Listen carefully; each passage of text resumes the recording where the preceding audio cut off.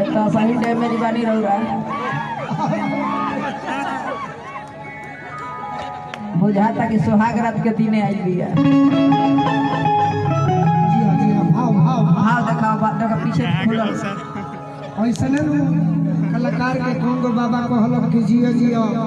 कहाँ रहे के डेढ़वे पे चढ़ चली जा कि आज हो पहिला मिलनवा उड़ा दो मिलल सजनी के सजनवा कोरोना का तीसरा लहर हम देखले ना रहे बाकी आज देख ले पर हमारे अंग गुलाब नियन खिलल सुनी सुनी